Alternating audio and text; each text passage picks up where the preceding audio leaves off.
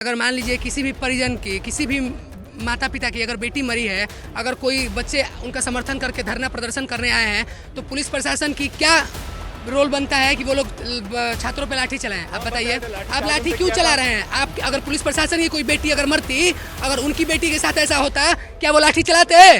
नहीं चलाते।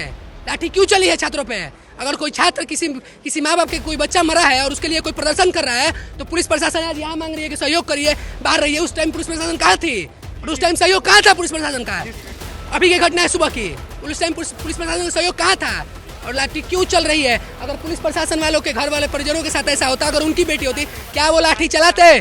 इसमें शिक्षा माफियों की चाल है। वो लोग पैसा खिलाए हैं और पुलिस प्रशासन उनका सहयोग कर रही है, नहीं तो पुलिस प्रशासन छात्रों का सहयोग करती। और सुनिए, किसी भी मामले में ऐसे ही होता है कि एक्शन ले लिया है, 2 दिन बंद करेंगे, पैसा जाएगा और खत्म कर देंगे। आपको नहीं पता है यहाँ के सिस्टम के बारे में? यही है सिस्टम, यही है। पुलिस प्रशासन है, पुलिस प्रशासन को सहयोग करना चाहिए। अगर आज किसी और लड़की के साथ हुआ है, किसी के माँ बाप पीड़ित हैं, तो कल उनकी भी लड़कियों के साथ हो सकता है और उनके माँ बाप पीड़ित हो सकते हैं।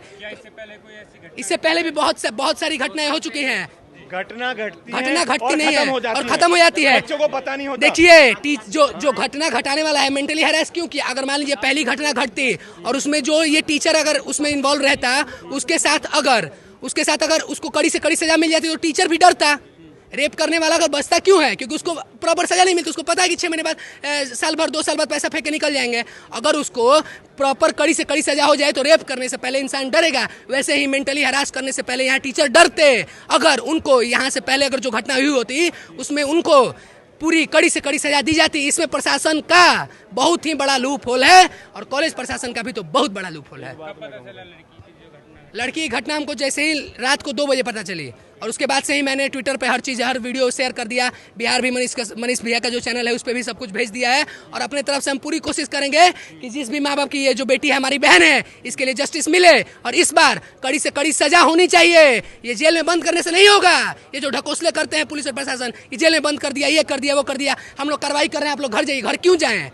इस बार प्रॉपर लाइफ इम्प्रिजमेंट का होना चाहिए, नहीं तो 6 साल की कम से कम जेल होनी चाहिए। सरकार से अपील है। हमारी मांग है ये सजा न मिले, सीधा एनकाउंटर कर दो इनको। इन स्टूडेंट जो पढ़ रहे हैं, हमारा संगठन है छात्र अधिकार संघ, इनके लिए रात दिन 24 घंटे हर महीने पूरी साल लड़ता रहेगा। कोई ऐसा हुआ तो किसी भी हालत में पीछे नहीं हटने वाले हम। कुछ नहीं हुआ है।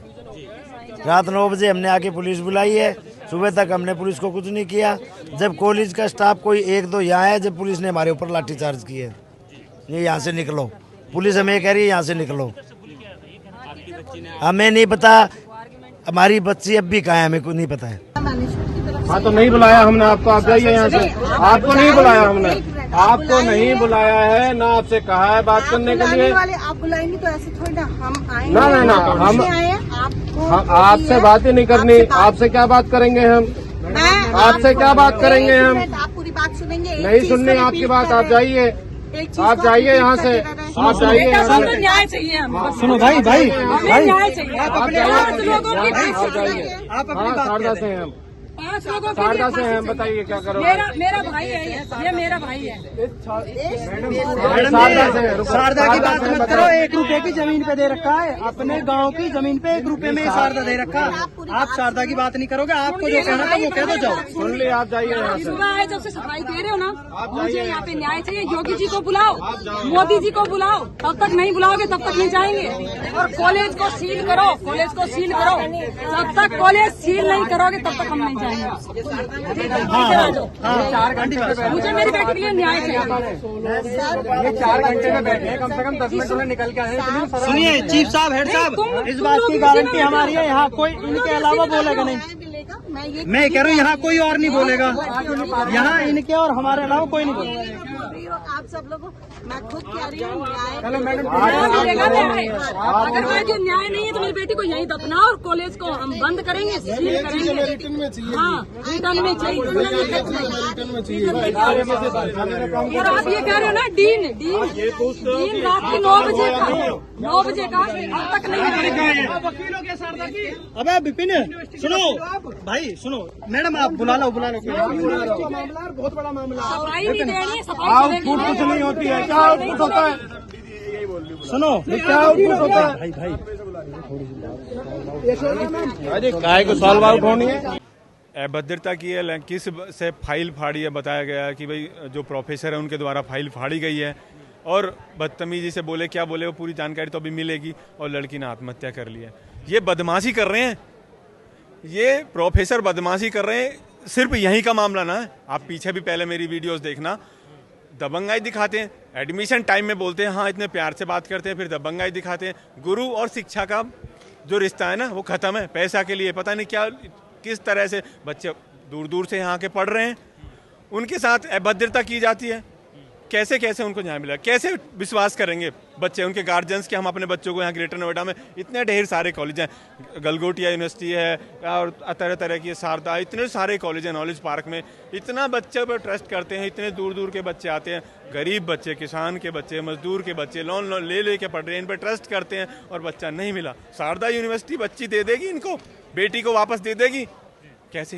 पीड़ित परिवार द्वारा आरोप लगाया जा रहा है कि हत्या है, क्या सच है? सच्ची है क्या है अब दिखा रहे। अभी एक वीडियो मैंने देखी थी, जो यहाँ के प्रोफेसर है उनके द्वारा जो वीडियो मैंने देखी है, पत्रकारों द्वारा भेजी है, के बाद उनको निष्कासित कर दिया। उनको पहले पता है ये इनकी अभद्रता चल रही है, इनकी दबंगाई चल रही है, लेकिन उनका काम चल रहा है, उनको पैसा मिल रहा है उनके द्वारा।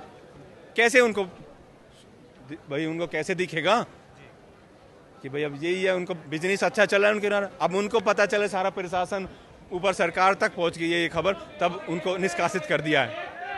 क्या कार्रवाई हुई है? अभी कार्रवाई कुछ ना, वो कह रहे कि वो पेश कर दिए। मैं मेरी सरकार से, प्रशासन से यही रिक्वेस्ट है, परिवार को बेटी तो देगी नहीं शारदा, लेकिन एक नंबर एक तरफ जो वो होता है क्या कहते हैं प्रशासन द्वारा न्याय मिले बहुत अच्छे से। मेरी रिक्वेस्ट प्रशासन से यही है, उनको न्याय मिल जाए, बस कुछ नहीं चाहिए। बेटी तो वापस मिली नहीं सकी भाई। मीटिंग में ये हुआ, हमने 5 दिन का समय दे दिया यूनिवर्सिटी प्रबंधन को, या तो 5 दिन में डिसीजन लेवे, जो भी दोषी उन पर सख्त से सख्त कार्रवाई करें, अन्यथा उसके बाद परिवार भी यहाँ होएगा, हम भी होंगे, पूरे उत्तर प्रदेश का एक एक समाजवादी कार्यकर्ता इस यूनिवर्सिटी के गेट पर अपने ऊपर तेल छिड़क का आत्मदाह करेगा। जिस तरह हमारी बेटी की यहाँ से लाश लिकड़ी, हमारी भी लाश लिकड़ेगी। जब इस यूनिवर्सिटी पर पढ़ने के नाम पर हमारी बेटियाँ बहन सुरक्षित नहीं है तो हमारा जीने का क्या फ़ायदा? ऐसी यूनिवर्सिटी को हम बिल्कुल नहीं चलने देंगे, ताला लगा देंगे, जो होगा उसे हम अपना आप देखेंगे। माँ बाप तो टूटे पड़े हैं। मेरी माँ ने कल 9 बजे से अब तक कुछ नहीं खाया, मैंने उनको पानी पिलाया, जूस पिलाया, उनके लिए ब्रेड खाने के लिए आया, तब उनको थोड़ी जान आई, तब बोलने लगी। मेरी माँ अब उस बेटी को देख के कैसे रोएंगी जिसको सपने लेकर यहाँ पढ़ने के लिए छोड़ के गई थी? कौन उसका जिम्मेदार है?